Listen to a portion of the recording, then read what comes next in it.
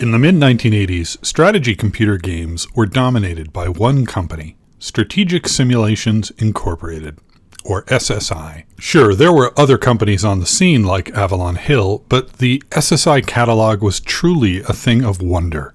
They had tactical squad combat games like Computer Ambush, a sort of squad leader type game, operational games set in World War II like Tigers in the Snow, and grand strategy games before the descriptor grand strategy game existed. The breadth of their catalog was stunning. They had World War II games, Civil War games, naval combat games, speculative war games, sports simulations, sci-fi games, fantasy and role-playing games, and educational simulations. Their games were made for Apple II, for Commodore 64, for the Atari computers, and PC compatibles. Later in the company's history, they picked up the Dungeons & Dragons license and created games that people are still producing homages to today, like Pool of Radiance and the so-called Gold Box games.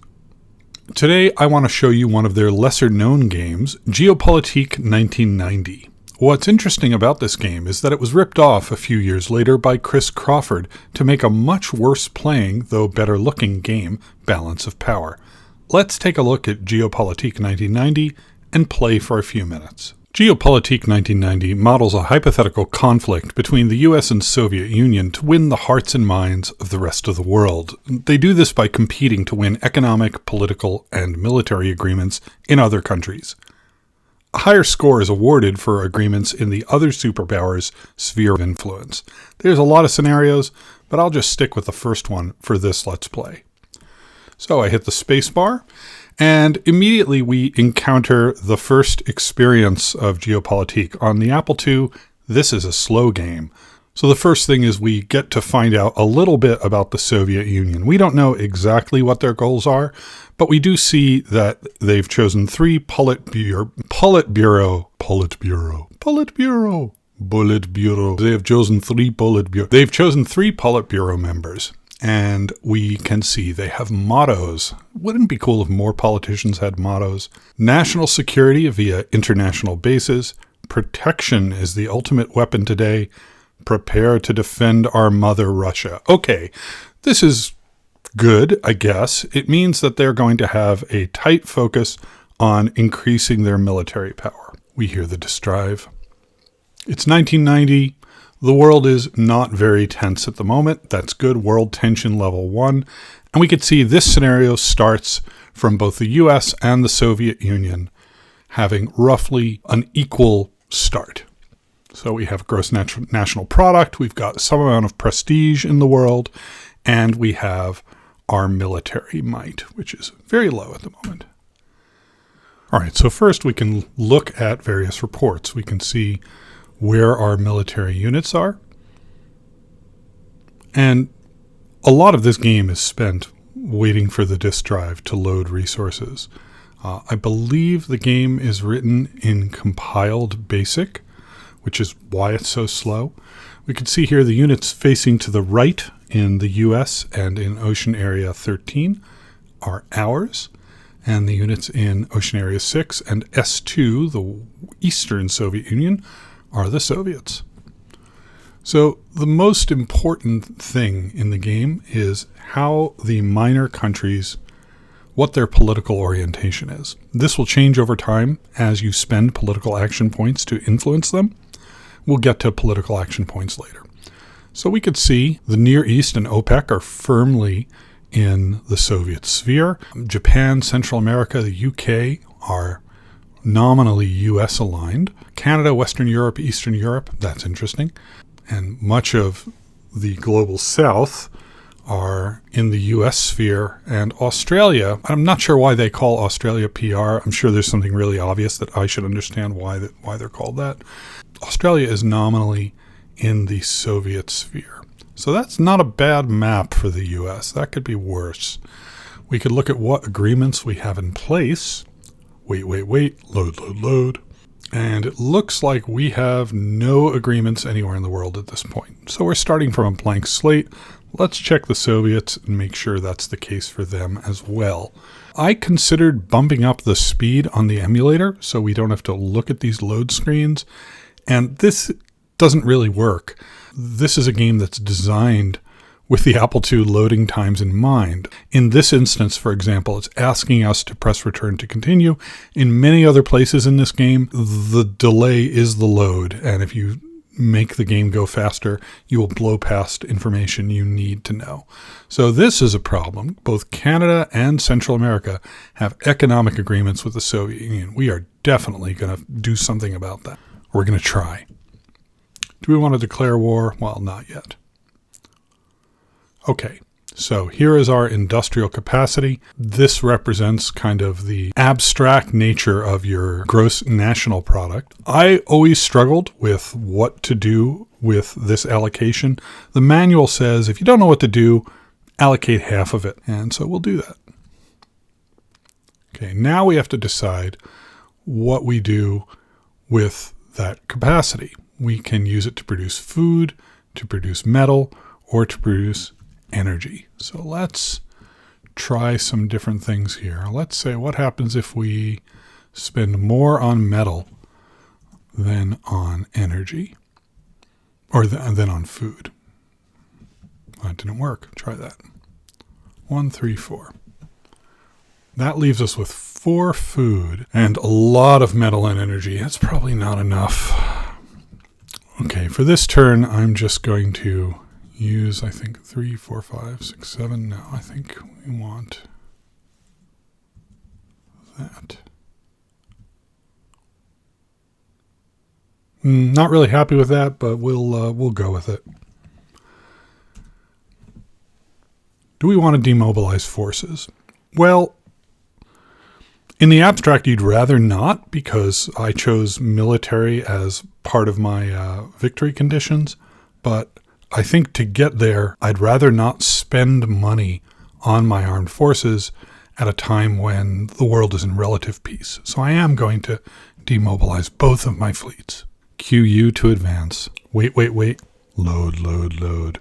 So you might see a flickering cursor in the lower left of the screen. If you use the Apple II enough, and if you programmed it enough, you'd recognize that flickering cursor is an indication that the program is reading data from a text file. We now have to plan ours. So, going down these very quickly, military maintenance is what you have to spend to keep your units in the field. Military mobilization, if you spend on this, let's in fact do that as an example. We won't actually commit this, but military mobilization will let you recruit a new unit. Right now, our mobilization capacity is 1 unit per year. MCAP on the bottom there increases your mobilization capacity. And as you can see, it's very expensive. It takes a lot of resources to increase mobilization.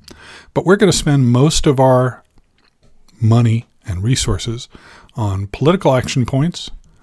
And if we have any left over, we'll try to bump up our industrial capacity, because that will pay dividends on the next round. All right, so I could either buy fewer political action points, or I can drop the industrial capacity. So I'm going to drop the industrial capacity this time, or I'm not going to increase it, because I think it's really important that we try at least to neutralize some of the Soviet agreements. And you can see the game tells us that the budget doesn't work out, and it won't let us advance until we give it a budget that will work. Nope, that has to be 0. So we're spending all our money on political action. The Soviets are now looking at every country on the map. PR is People's Republic of Indonesia. I assumed it was Australia, but apparently not. Australia, I'm sorry, you're not even on the map, Australia. How shameful. All right, so now we get to choose where we're going to put political action points. So I just chose Canada. We can put 1 or 2 points down. If we put 1 point down and the Soviets put 1 point down, then those points will cancel each other out. If one of us puts more points down, then the person who puts more points wins. If you put a point down and the Soviets don't put any down, then you would win, and vice versa. So the goal here is you'd like to spend these as efficiently as possible. But of course, you don't know at this point where the Soviets are spending their points. So I'm going to cast a fairly wide net. If any of these were crucial, I would probably spend 2 points on them. But I'd like to be able to have a bunch of negotiations here, and I'm making the bet that the Soviets will be kind of shoring up their support in the Near East and the OPEC states. So I'm hoping I'll slip one of these through. In fact, I think I'm changing my mind. I am going to put 2 points in Canada or Central America. Well, let's start with Canada. I'm going to put 1 point in South America, and then we're going to do that. Say 2 points in Canada. Okay, so we've placed all of our points. We get to see where the Soviets are doing their work. All right, not bad. Not bad. We're each getting something that we want, but we have to actually negotiate for it. And this is the part of the game that's going to look very familiar to anyone who has played Balance of Power, because this is the meat of this game that he kind of lifted. You can use your military units to intimidate or threaten the countries that you are negotiating with. And in fact, the Soviets just readied their military unit in Ocean Area 6. So if they are negotiating with Western Europe, which I think they are going to use that unit to intimidate Western Europe. Not a surprise.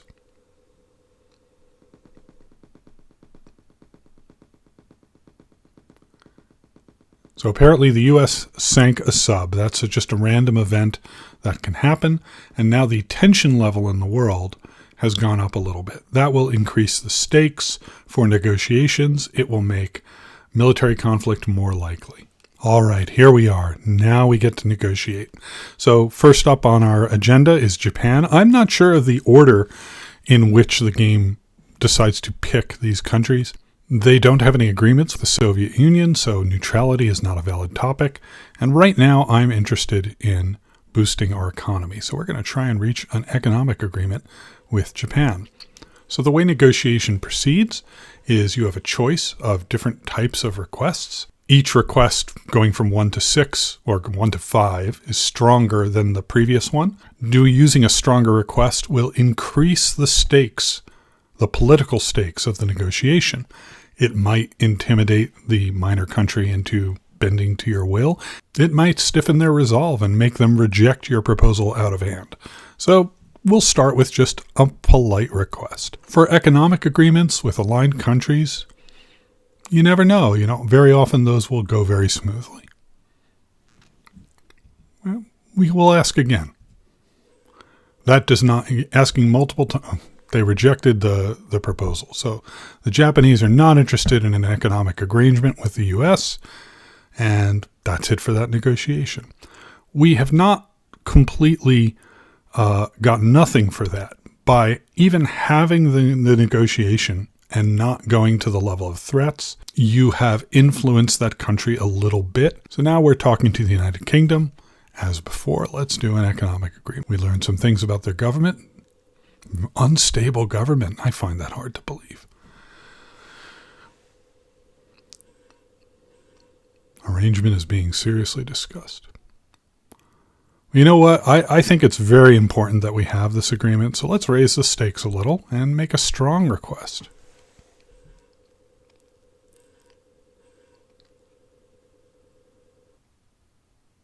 Our suggested arrangement is still being seriously discussed. Well, friends don't threaten friends, and I don't want to risk a lot of prestige on an economic agreement.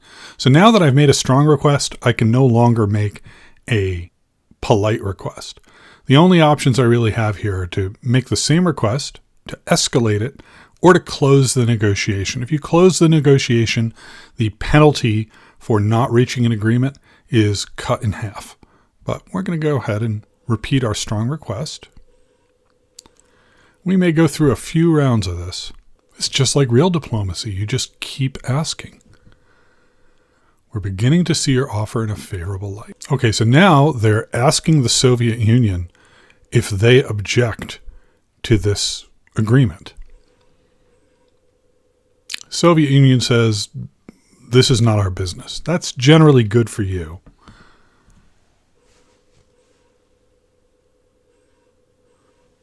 continue to make strong requests here. I'm not going to escalate this into a demand. And we're rejected. It's so depressing. Canada is leaning U.S., so I'm hoping that we can arrange for a neutrality agreement, which will cause their Soviet economic agreement to evaporate. Well, everything is coming up Soviet in this particular playthrough. This is not going to be a good game. As you lose prestige, that can snowball. A country with higher prestige is more likely to reach agreements than a country with lower prestige. Now, the Soviet Union will lose prestige for this, so I expect them to care about this. And sadly, I don't have any military units nearby to intervene in Central America. The USSR is somewhat concerned. Well, let's see what happens. That did not work. I think what I'm learning is I'm a terrible international negotiator. All right, so this was a disastrous turn for the U.S. Let's see what happens with the Soviet negotiations. They got their economic agreement, and they're gaining prestige. They withdrew from the Brazilian economic agreement. Same in South America. Good. Good, it's not just me. All right, so that was a disastrous turn for the U.S. I spent a lot of resources. I decommissioned my military. I did not advance our economic position at all. And every agreement I tried to reach, nothing happened. And the world is a much more dangerous place, and the Soviets have troops, and I don't. And that is all reflected in the score here. So it's not looking good. Let's see if we move the ball on the political orientation of the places we negotiated with. That would make the investment, maybe worthwhile. All right, so we did influence both, I think mostly just Japan. Well, let's advance on. I like the idea of trying to make this happen. All right, I think I'm going to make this the last turn because this is going to be a ponderous game to play through given how poorly I've started off. And I think I've given you the overview of the game here. All right, so what are we going to do? Last turn, we did that. Oh, I really muffed the allocation question because we had more food than I thought we had. And we're out of energy at 6 points. Well, I'm just going to go for it. I'm going to follow a similar strategy from last turn. We're going to try and neutralize these agreements. We're going to try and get agreements in the UK and in Japan. And this time I'm only spending 1 in Canada just so that I can spread some love elsewhere. I really need some economic agreement to improve the situation here. Soviets are very motivated to get South America. That's interesting. You're in my hemisphere. All right, here we go again. Trying to get that sweet, sweet economic agreement with Japan. Allegedly a pro-Western government, and they don't want they don't want an economic agreement. I have never had a game of this where the negotiations have gone so consistently poorly. All right, we'll try it with the United Kingdom. Come on, surely Margaret Thatcher is still Prime Minister. They're contacting the Soviet Union. You're Western aligned. Why would you ask them about this? All right, you know what? I'm not playing this game to completion. I'm making a demand. I can't really make a military threat because I don't have any military. Oh, I'm in a death spiral. I'm in a death spiral. So this actually highlights the value of the political agreements, which if you follow a tack where you make political agreements first, that would tend to increase your prestige because you gain direct prestige for political agreements. And then that should make getting the other agreements, economic and military, easier to get. Rejected. Canada once again rejects the U.S. So basically, Geopolitique 1990 is a game where you make proposals to other countries and then they say no. Central America is contacting the Soviet Union. They say they don't care if we get a neutrality agreement with them. That's interesting because this will hurt their economy. But maybe they disclaimed interest because they knew that I have the game set to reject every negotiation with the U.S. All right. Well, at this point, I think I have lost this game, or close to it. In all my years of playing this game, I've never had such a rough start, and I'm fascinated if there's some game mechanic around the negotiations that I've simply forgotten. Certainly the mistakes I made in allocating my resources didn't help, but they didn't seem unrecoverable to me. But this is Geopolitique 1990. What I have not shown you here is the war game. The war game is very much about supply and the ability to ready forces. It's very, very abstract. You wouldn't play that war game as a standalone game. Honestly, the political part of the game is more interested. And so I gave Chris Crawford a little bit of static earlier on, but I do understand why he decided not to pursue that war game, in addition to saving himself some work. So Geopolitique 1990, it's an obscure game. Even among people who are SSI fans, this is not a game that many people remember, but I do think it is seminal, and I think it is a game that has had an influence outsized to its market impact. Thanks for watching.